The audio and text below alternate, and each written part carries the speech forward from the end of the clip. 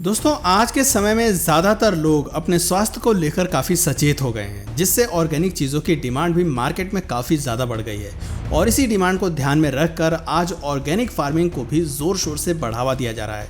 लेकिन वहीं अगर बात करें जापान की, तो यहाँ बहुत ही दिलचस्प तरीके से ऑर्गेनिक फार्मिंग की जा रही है। यहाँ खेती करने वाले लोग धान का उत्पादन एक अनोखे अंदाज में कर रहे हैं। कहने को तो ये लोग भी बाकी लोगों की तरह ही बिना किसी केमिकल या कीटनाशक के धान उगाते हैं, लेकिन इनका तरीका थोड़ा अलग है। ये लोग अपनी खेती में बतख का सहारा लेते हैं। जी हाँ, आपने बिल्कुल सही सुना। यहाँ के किसानों ने ज़्यादा से ज़्यादा मुनाफा कमाने के लिए ये जुगाड़ निकाला है। जहाँ धान की जैविक खेती उन्हें मुनाफा देती है, वहीं बतख पालन से भी वो अच्छे खासे पैसे कमाते हैं। सो दोस्तों, अगर आप भी डक फार्मिंग तकनीक से रूबरू होना चाहते हैं तो हमारे साथ इस वीडियो में आखिर तक ज़रूर बने रहिएगा। दोस्तों, डक फार्मिंग तकनीक का सबसे बड़ा फ़ायदा ये है कि इस तकनीक में सिर्फ पहली बार में ही खाद की ज़रूरत पड़ती है।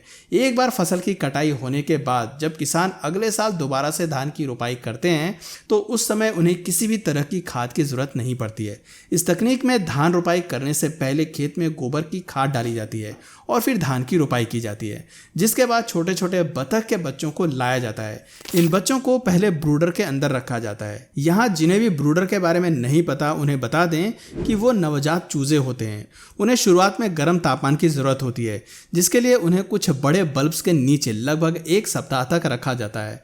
इस दौरान उन्हें दाना और पानी दोनों खिलाया पिलाया जाता है और फिर जब 1 हफ्ते का समय पूरा हो जाता है तब उन बच्चों को ब्रूडर से बाहर निकाल लिया जाता है। लेकिन ध्यान देने वाली बात यह है कि इस समय इन डकलिंग्स को खेत में नहीं जाने दिया जाता।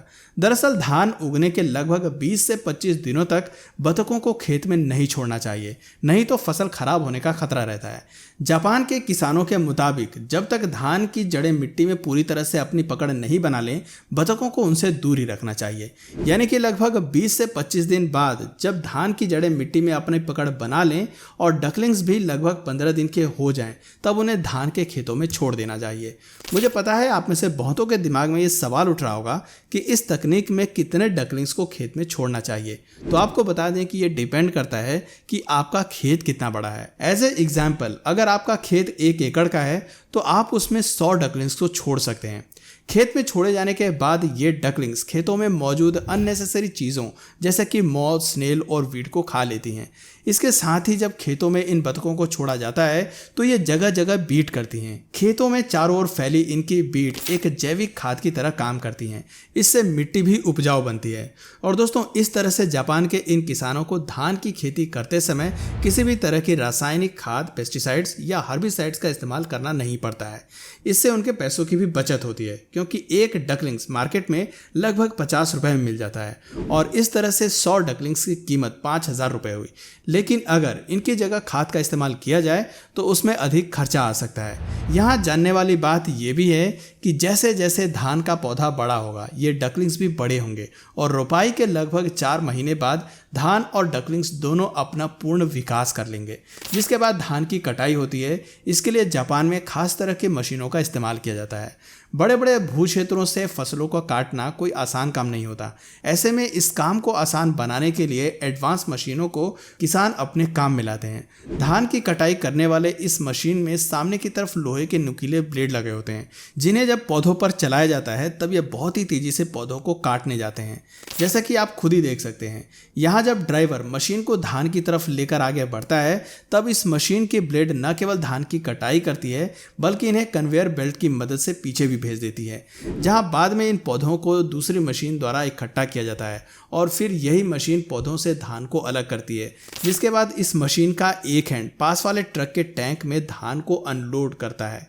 अब इस धान को फैक्ट्री में लाया जाता है, जहां इनकी मिलिंग और पैकिंग का काम होता है और इस तरह से ऑर्गेनिक राइस लोगों तक पहुंचती है। वहीं अगर बात बतखों की करें तो इसमें जो नर होते हैं उनमें से लगभग 10 को किसान अपने पास रख लेते हैं। बाकी नर बतखों को मीट के लिए मार्केट में बेच देते हैं। मादा अंडे देना शुरू कर देती हैं। किसान इन अंडों को बेचकर अच्छा खासा पैसा कमाते हैं। आपको बता दें कि इन अंडों को बड़े बड़े फैक्ट्रियों के मालिक खरीदते हैं जो उन्हें सेने के लिए या फिर आप कह सकते हैं अंडों को विकसित करने के लिए इंक्यूबेटर यूनिट में रख देते हैं। आपकी नॉलेज के लिए बता दें कि इंक्यूबेटर एक ऐसा डिवाइस है जो अंडे को एक विशेष तापमान पर गर्म रखता है ताकि अंडे का विकास सही से हो सके। इस इंक्यूबेटर यूनिट में अंडों को कुल 21 दिनों के लिए रखा जाता है। 21 दिनों के बाद इन अंडों से चूजे निकलने लगते हैं, जिसके बाद वर्कर्स इन चूजों में से रोगग्रस्त चूजों को छांट कर हटा देते हैं और फिर इन सभी चूजों को स्पेशल ट्रक्स में भरकर मेन फार्म में लाया जाता है, जहां इनके रहने के लिए एक विशेष कमरा तैयार किया जाता है।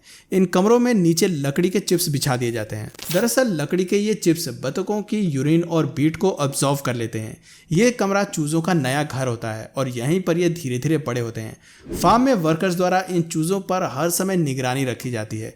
इनके खाने पीने का भी विशेष ध्यान रखा जाता है।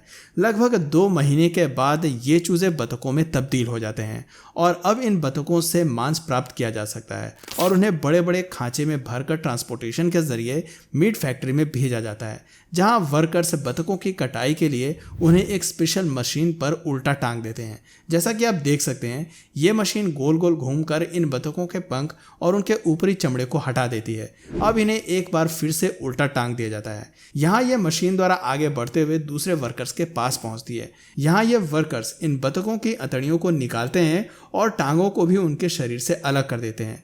अब बारी होती है मीट की पैकिंग की। मशीन की सहायता से वर्कर्स द्वारा मीट को पैकेट में भर दिया जाता है और फिर इन सभी पैकेट्स को एक जगह इकट्ठा करके बॉक्सेस में भर के ट्रांसपोर्टेशन के जरिए मार्केट में भेज दिया जाता है, जहां से ये लोगों के घरों तक पहुंचता है।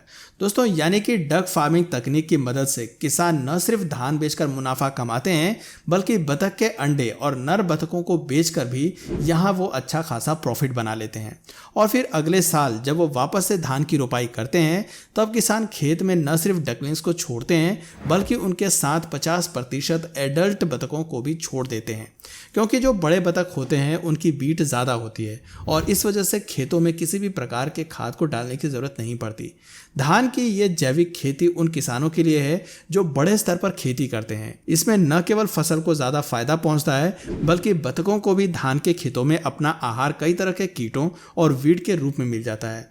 और इस तरह से जापान के ये किसान बतखों की मदद से धान की खेती द्वारा अच्छा खासा मुनाफा कमाते हैं।